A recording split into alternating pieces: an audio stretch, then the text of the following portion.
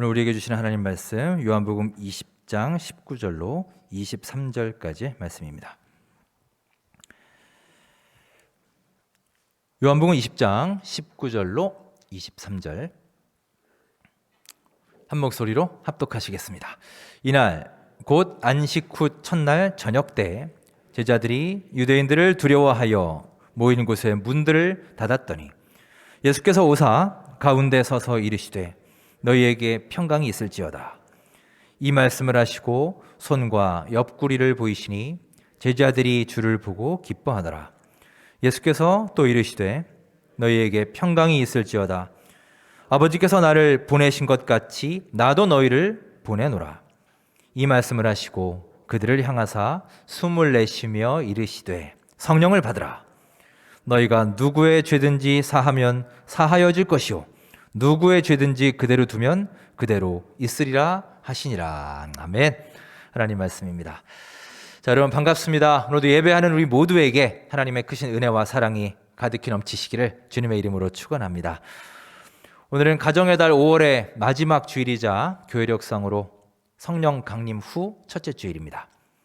하나님의 영이신 성령님께서 우리 원천교회 공동체와 모든 성도님들 가정에 늘 함께 하시기를 간절히 바랍니다.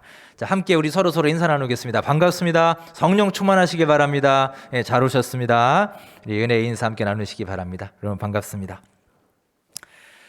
자, 우리 모두는 내가 태어난 날 생일을 가지고 있습니다. 비단 개인의 생일뿐만이 아니라 학교도 개교 기념일이 있고 회사도 창립 기념일이 있죠. 몇 달 전에 우리 교회도 창립 50주년, 50번째 생일을 맞았습니다. 성령 강림 사건이 일어난 오순절은 이 땅에 교회가 태동한 교회의 생일이라 할 수 있습니다. 오순절은 유대인의 아주 유명하고 큰 명절이었습니다. 유월절, 초막절과 함께 유대인의 3대 절기에 속할 만큼 큰 명절입니다. 본래 오순절은 밀과 보리를 추수한 다음에 그 햇곡식을, 당해 곡식을 하나님께 드리는 봄철의 추수감사절이라 할 수 있습니다.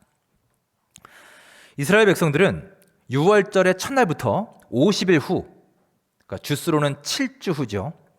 이 축제를 가졌고요.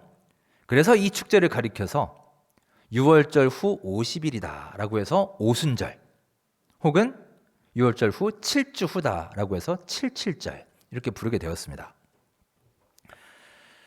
사도행전에 기록된 이 오순절에 임한 성령 강림은 크게 두 가지의 모습으로 이루어졌음을 볼 수 있습니다. 자, 먼저 우리 사도행전 말씀을 한번 보겠습니다. 2장 3절 4절 우리 화면을 보시며 어떤 모습으로 이루어졌는지 한번 보겠습니다. 함께 읽습니다. 시작. 마치 불의 혀처럼 갈라지는 것들이 그들에게 보여 각 사람 위에 하나씩 임하여 있더니 그들이 다 성령의 충만함을 받고 성령이 말하게 하심을 따라 다른 언어들로 말하기를 시작하니라. 아멘. 불의 혀처럼 갈라지는 것들이 그들에게 보여라고 했습니다. 여러분은 불의 혀라는 이미지가 잘 떠오르시는지 모르겠습니다.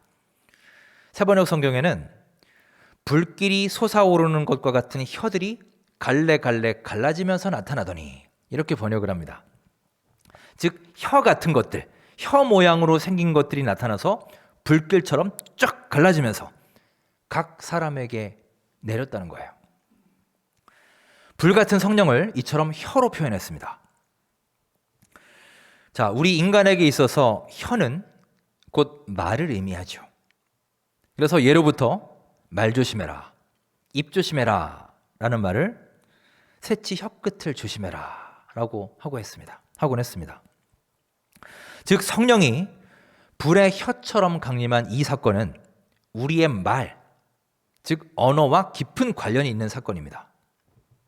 실제로 그랬습니다. 성령을 받은 사도들이 여러 가지 다른 언어로, 여러 방언으로 얘기했다고 했죠. 그렇게 복음을 전했습니다. 베드로는 성령을 받아서 설교를 했는데 베드로의 그 설교를 듣고 그날 3,000명이 개종하고 세례를 받았다라고 했습니다. 모든 사건이 다 이 말, 언어를 통해 일어난 놀라운 기적의 사건입니다. 또한 제자들은 성령을 받은 후 비로소 그들의 혀가 풀리고 입이 열리게 되었습니다. 그들은 물론 신체적으로는 말을 할 수 있었죠. 벙어리는 전혀 아니었으나 사실상 그들은 영적 벙어리와 별반 다를 바가 없었습니다. 그들은 해야 할 말을 해야 할 때 하지 못했습니다. 심지어 그들은 부활하신 예수님을 만나고 직접 눈으로 목격했음에도 불구하고 입을 열어 예수님을 증거하지 못했던 사람들이에요. 자, 그런데 이제 그들이 성령을 받고 나니 담대하게 말하기 시작한 것입니다. 자신들이 전혀 알지도 못했던 처음 사용해 본 방언으로 복음을 전하게 되었습니다. 우리는 주로 그들이 방언을 했다, 방언이 터졌다라는 사실에 주목을 하지만 사실 그보다 더 중요한 것은요, 그들의 입이 열렸다라는 사실이에요. 즉, 그동안 그들이 말해야 할 때 말하지 못했으나 이제 그들의 얼어붙었던 혀가 풀리기 시작했고 그들의 닫혀 있었던 입이 열리게 되었다는 사실입니다.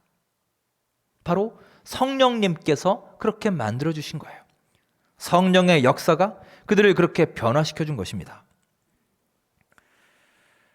오늘 이 자리에 함께 예배하는 우리 모두의 삶과 입술에도 성령님께서 친히 임재하셔서 우리의 얼어붙은 혀가 풀리고 닫혀있던 입이 활짝 열려서 하루하루 하나님께 받은 은혜, 감사, 감동, 기쁨을 찬양하고 적극적으로 증거할 수 있는 여러분과 저의 귀한 입술이 될 수 있기를 주의 이름으로 축원합니다. 이렇게 오순절 성령 강림의 첫 번째 모습은 불의 혀, 즉 말이었습니다. 성령 강림의 또 다른 모습이 있습니다. 자, 사도행전 2장 2절 말씀을 함께 화면을 보시고 읽으시며 또 다른 모습을 살펴봅니다. 함께 읽겠습니다. 시작. 호련히 하늘로부터 급하고 강한 바람 같은 소리가 있어 그들의 앉은 온 집에 가득하며. 아멘. 급하고 강한 바람 같은 소리가 있어. 하늘로부터 그 소리가 들려왔다는 거예요. 갑자기 세찬 바람 부는 듯한 소리가 하늘에서 나더라 하는 것입니다. 즉 성령 강림의 또 다른 표징은 바로 바람이었습니다. 바람 소리였어요. 지난 주일에 성령에 대해서 얘기하면서 홀리 스피릿 말하면서 스피릿이란 단어에 영이란 뜻 말고 다른 뜻이 또 있다고 했었죠? 기억나세요? 예. 새로 오세요, 여러분? 예. 무슨 뜻이 있었나요? 술이라는 뜻이 있다고 했죠. 독주. 예. 그래서 드링크 스피릿 하면 독주를 마시다라고 했습니다. 지난 주일에 우리 성도님들 중에 이제 그날 설교에 대해서 이렇게 느낀 점을 저에게 말씀해 주신 분이 몇 분 계셨어요. 예, 그분들이 말씀해 주신 주된 내용이 크게 두 가지였는데 하나가 인격, 성령님은 인격이시다라는 내용이었고 또 하나가 바로 이 스피릿에 대한 내용이었습니다. 성도님 한 분이 저한테 문자를 보내주셨어요. 이제 온라인 예배 드리시는 분인데 그날 설교를 듣고요. 예배가 끝나자마자 바로 찾아오셨나 봅니다. 뭐 사전을 보셨는지 인터넷을 보셨는지 모르겠는데 그 문자 내용이 이렇습니다. 그동안 몰랐는데 진짜로 스피릿에 독주라는 뜻이 있네요. 오늘 처음 알았고 참 신기해요. 감사합니다. 뭐 이런 내용이었습니다. 그 메시지를 받고 두 가지 생각이 들었습니다. 먼저 참 감사하더라고요. 일단 그 설교의 내용을 귀담아 들으셨다라는 뜻이죠. 그리고 이렇게 피드백을 주시기가 사실 쉽지 않은 일인데 그 관심과 정성에 참 감사했고요. 두 번째는 그 메시지를 받고 제가 정신이 번쩍 들었습니다. 아, 설교 내용을 진짜로 찾아보시는 분이 있구나. 그러니까 더 정확하고 검증된 얘기를 해야지 이거 뭐 대충 공부해서 책 한 권 읽고 그냥 요즘 말로 이렇게 뇌피셜로 얘기했다가는 진짜 큰일 나겠구나. 뭐 이런 생각을 다시 한번 하게 됐습니다. 스피릿, 영이란 말에 술이란 뜻이 있다고 말씀드렸는데 오늘은 또 다른 개념을 나눠볼까 합니다. 히브리어로 영을 가리키는 루아흐라는 단어가 있습니다. 이 루아흐는 구약 성경에 총 378회가 나옵니다. 그러니까 거의 400번 가까이 나오는 아주 중요한 단어라고 할 수 있겠죠. 원래 이 말은 바람이란 뜻입니다. 우리 불어오는 바람 있죠. 그리고 또 우리가 지금도 쉬고 있는 숨, 호흡이라는 뜻도 있습니다. 우리 모두는 숨을 쉬지 않으면 살 수 없습니다. 단 몇 분 동안만 산소가 공급되지 않아도 우리의 뇌 활동이 정지되고 심장이 곧 멈춥니다. 우리에게 있어서 이 숨, 호흡이라는 것은 곧 생명을 뜻합니다. 그래서 이 루아흐라는 단어에는 생명이란 뜻도 있습니다. 자, 이 숨, 호흡이라는 말은 성경에 처음부터 등장하고 있어요. 자, 성경에 가장 처음 창세기 1장 1절 2절에 보시면 이 말이 나옵니다. 자, 함께 화면을 보시고 읽겠습니다. 시작. 태초에 하나님이 천지를 창조하시니라. 땅이 혼돈하고 공허하며 흑암이 깊음 위에 있고 하나님의 영은 수면 위에 운행하시니라. 아멘. 2절에 보시면 하나님의 영이 수면 위에 운행하시더라 라고 말합니다.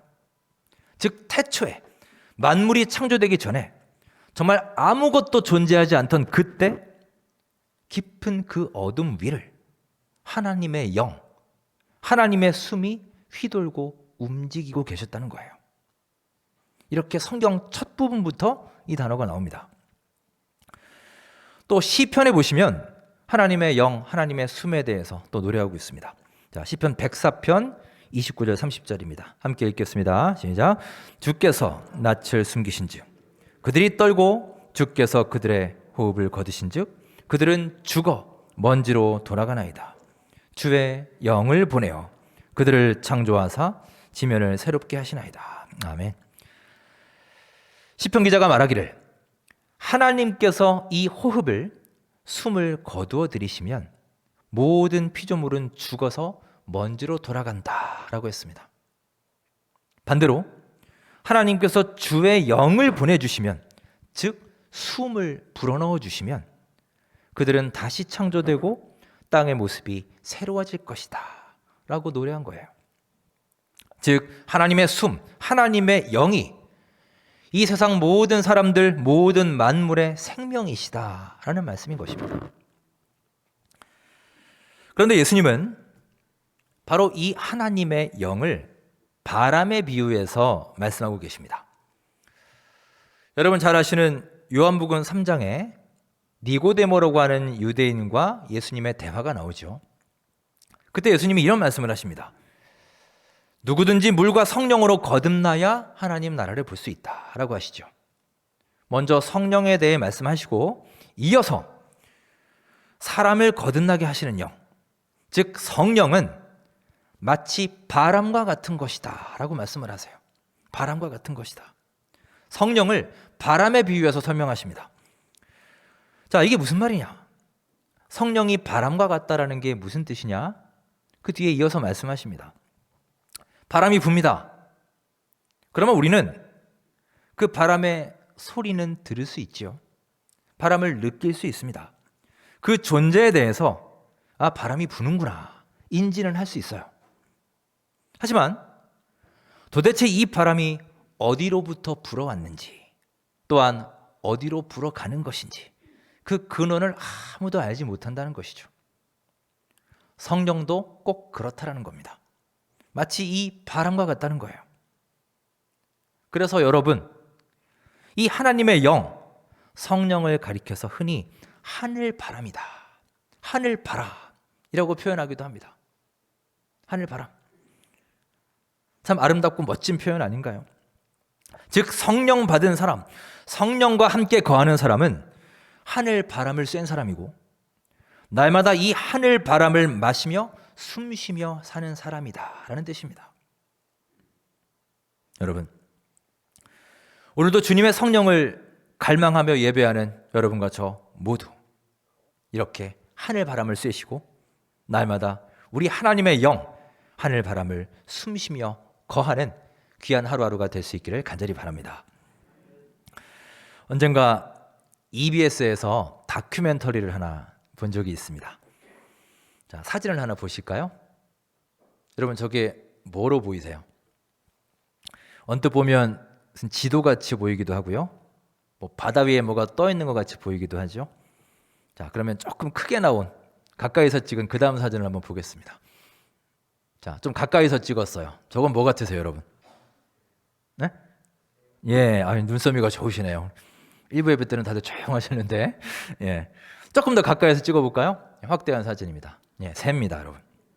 그러니까 첫 번째 사진이 기러기 떼들이 탁 모여서 함께 무리를 지어 날아가고 있는 그런 사진입니다.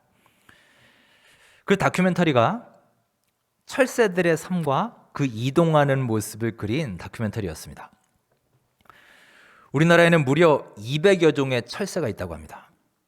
그런데 그 철새들 중에는요, 우리가 상상할 수 없을 만큼 엄청난 거리를 날아가는 새들도 많이 있다고 해요. 심지어 어떤 새는 적도 지방부터 아이슬란드까지 날아가는데 이 거리가 어느 정도냐?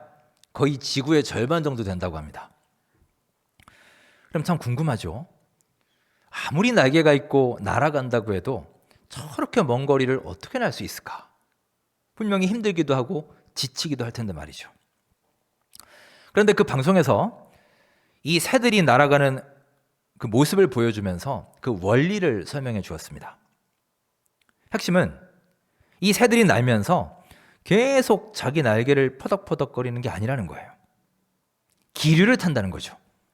소위 상승기류, 온난기류를 타고 하늘로 쫙 올라가서 하늘 위로 날아갑니다.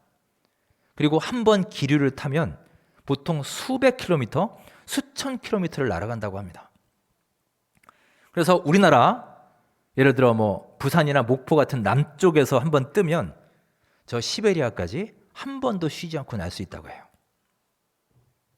자, 그 내용을 보니 이해가 갔습니다. 그렇죠. 그 먼 거리를 계속 날개를 퍼덕거리면서 자기 힘으로만 어떻게 날 수 있겠어요? 기류를 제대로 타니 굳이 힘들게 계속 날개짓 하지 않더라도 그 바람의 힘을 힘입어서 저절로 날아갈 수 있는 것입니다. 여러분, 우리 신앙생활의 원리도 마찬가지입니다. 내 힘으로 어떻게든 앞으로 나아가려고, 어떻게든 위로 올라가려고 지금도 우리는 계속해서 퍼덕거리고 발버둥을 치지만 곧 한계에 부딪히고 말지요. 그래서 얼마 가지 못해 금세 지칩니다. 낙심하고 쓰러지고 말 것입니다. 어쩌면 지금도 이렇게 지쳐있고 탈진한 형제 자매들이 우리 주변에 얼마나 많이 있는지 모릅니다. 그리고 내 안에도 그런 탈진한 모습이 있을지 몰라요. 이게 오늘날 우리들의 모습 아닌가요? 하지만 여러분, 이 철새들이 우리에게 주는 지혜가 무엇입니까? 그들은 기류, 즉 하늘 바람을 타고 그 흐름에 자기의 몸을 그냥 내어 맡깁니다. 그랬더니 훨씬 더 쉽게 또 훨씬 더 먼 거리를 저절로 날아가게 되더라라는 원리입니다. 여러분, 정말 소중한 삶의 원리 아닙니까? 이 시간 함께 예배하는 여러분과 저 모두가 내 안에 있는 근심, 걱정, 염려, 불안함, 우리를 지금도 지치게 하고 있는 이 모든 것들을 주님 앞에 내려놓고 하나님의 영이신 성령의 능력을 의지하여 나의 몸을 주님께 맡기시길 바랍니다. 그렇게 하늘 바람의 기류를 타고 높이 올라가서 성령의 인도하심과 성령의 흐름을 따라 하루하루 기쁨과 감사 가운데 살아가는 귀한 삶이 될 수 있기를 주님의 이름으로 축원합니다. 자, 오늘 본문 요한복음 20장을 보시면 성령에 대한 중요한 내용이 나옵니다. 오늘 본문의 배경은 안식 후 첫날 저녁입니다. 안식 후 첫날 저녁, 즉 예수님께서 부활하신 바로 그날 저녁인 셈인데 유대인들은 해가 떨어지면 하루가 넘어가는 것으로 계산을 했습니다. 그러니 정확히 말하면 그 다음 날이 되겠죠. 저녁이라고 했으니까요. 제자들이 다 한 집에 모여 있었습니다. 그들은 다들 유대인의 눈을 피해서 두려움에 떨고 있었습니다. 문을 닫고 꼭 걸어 잠궜습니다. 그런데 예수님께서 그곳에 오신 거예요. 떨고 있는 그들에게 오셔서 말씀하십니다. 너희에게 평강이 있을지어다. 샬롬이라고 인사하신 거예요. 샬롬. 2번 샬롬 인사를 하신 후에 굉장히 중요한 말씀과 행동을 하십니다. 자, 어떤 말씀과 행동을 하시는지 오늘 21절부터 23절 읽으시면서 잘 한번 보시기 바랍니다. 함께 읽겠습니다. 시작. 예수께서 또 이르시되 너희에게 평강이 있을지어다. 아버지께서 나를 보내신 것 같이 나도 너희를 보내노라. 이 말씀을 하시고 그들을 향하사 숨을 내쉬며 이르시되 성령을 받으라. 너희가 누구의 죄든지 사하면 사하여질 것이요 누구의 죄든지 그대로 두면 그대로 있으리라 하시니라. 아멘. 예수님의 이 말씀은 사실 당시 유대 사회에 엄청난 파장을 일으킬 만한 말씀이었습니다. 여러분, 유대 지도자들이요, 옛날부터 이 예수라는 사람을 주시하고 소위 요주의 인물로 여겼던 이유가 뭔가요? 여러 가지 이유가 있겠지만 가장 중요한 이유는 한마디로 하나님만 하실 수 있는 일을, 하나님의 고유 영역이라고 생각되는 일을 예수님이 하셨다는 거예요. 결국 그들이 예수님을 재판으로 몰아가고 처형한 것도 그 죄목도 그거 아닙니까? 소위 신성모독이라는 거예요. 즉 예수 저자가, 저 사람이 하나님 행세를 한다는 것입니다. 가령 죄를 용서할 수 있는 분은 오직 하나님밖에 없는데 그런 권세는 하나님에게만 주어진 권세인데 예수라는 자가 자기가 뭔데 사람의 죄를 용서한다고 말하느냐는 거죠. 그것도 시골 촌구석 나사렛 출신 목수집 아들이 나타나서 자기가 인간에게 죄 용서를 선언하셨다라고 말하니 이 자존심으로 똘똘 뭉친 이 유대교 지도자들이 그것을 용납할 수가 없었던 거죠. 그들은 분노했습니다. 그런데 오늘 말씀에서 예수님은 제자들에게 친히 오셔서 말씀하십니다. 그들에게 성령을 불어넣어 주신 거예요. 22절에 보십시오. 그들을 향하사 숨을 내쉬며 이르시되 성령을 받으라 말씀하셨다는 것입니다. 하나님께서 우리 사람을 창조하시고 생명을 넣어 주실 때에도 바로 이 입김, 이 바람을 불어넣으셨죠. 즉 하나님이 아담에게 생기를 불어넣으셨던 것처럼 예수님께서도 부활의 새 생명, 새 생기를 친히 사랑하는 제자들에게 불어넣어 주신 것입니다. 그리고 이어서 말씀하십니다. 누구의 죄든지 너희가 용서하면 그들의 죄가 사해질 것이다. 그토록 유대인 지도자들이 경계했던 죄의 용서에 대한 말씀 또 하고 있습니다. 즉 예수님은 지금 하나님으로부터 받은 자신의 권위, 죄의 용서의 권위를 제자들에게 넘겨주고 계신 거예요. 너희들도 할 수 있다는 겁니다. 하나님의 숨을, 새 생명을 직접 불어 넣어주시면서 말이죠. 여러분, 참으로 하루하루 우리의 삶에서도 이렇게 하나님의 따스한 숨결과 하나님의 영, 성령님의 임재하심을 깊이 느끼고 체험하며 살아갈 수 있기를 간절히 바랍니다. 우리의 삶에, 여러분과 저의 삶에 바로 이 하늘 바람, 성령의 바람이 가득히 불어오길 소망합니다. 요즘 저희 아이들하고 배드민턴을 자주 칩니다. 거의 매주 치고 있는데요. 요즘에는 실내에서 치지만 처음에는 공원에서, 이제 야외에서 자주 쳤어요. 여러분 밖에서 배드민턴 쳐보시면 아시겠지만 그 공이 있죠. 셔틀콕이 워낙 바람을 잘 타잖아요. 그러니까 바람이 불면 제대로 칠 수가 없습니다. 바람이 등 뒤에서 불면요, 이렇게 살살 톡 쳐도 바람을 타고 쉬 날아가서 키를 넘어가죠. 맞바람이 불면 암만 세게 쳐도 그냥 풀스윙을 해도 안 나갑니다. 바람 때문에요. 그래서 한 20분, 30분 그렇게 치다 보면요, 힘도 들고 그냥 짜증도 잔뜩 나요. 이건 치는 시간보다 주러 가는 시간이 더 많아요. 그래서 요즘에는 이제 밖에서 안 치고 실내를 찾아 이제 들어가기 시작했습니다. 그러니까 바람의 영향을 그렇게 받는 거죠. 배가 항해를 하는데 역풍을 만날 때와 순풍을 만날 때 그 전진하는 속도는 천지차이일 것입니다. 우리 삶도 그렇습니다. 혹시 지금 우리가 안간 힘을 쓰면서 살고 있지만 혹여 우리는 성령의 흐름과 반대 방향으로 나아가고 있지는 않습니까? 그래서 나의 삶이 열심히는 하지만 너무나 힘겨워 좌절하고 낭망에 빠져 있지는 않나요? 사랑하는 여러분, 그동안 내 힘으로 날아오르려 열심히 날개짓하느라 내 안에 잔뜩 들어가 있던 그 힘을 이제 서서히 빼보시기 바랍니다. 오직 성령의 바람, 하늘바람의 흐름과 기류를 타시고 우리 성령님께서 인도하시고 성령님이 원하시는 방향으로 내 삶을 맞춰 나아가서 우리 모두의 삶이 커다란 도약과 성장을 이루고 풍성한 열매를 맺어가는 복된 삶이 될 수 있기를 주님의 이름으로 축원합니다. 기도하겠습니다. 은혜 하나님 감사합니다. 분주하고 힘겨운 세상 속에서 오직 내 힘만 의지하고 열심히 날개짓만 하는 삶이 아니라 성령님의 흐름에 내 삶의 방향을 맞추어서 하늘바람의 기류를 타고 성령의 능력을 힘입어 하루하루 기쁨과 감사 가운데 거하게 하여 주시옵소서. 우리의 삶에 성령의 바람이 불게 하여 주옵소서. 예수님의 이름으로 감사하며 기도드립니다. 아멘.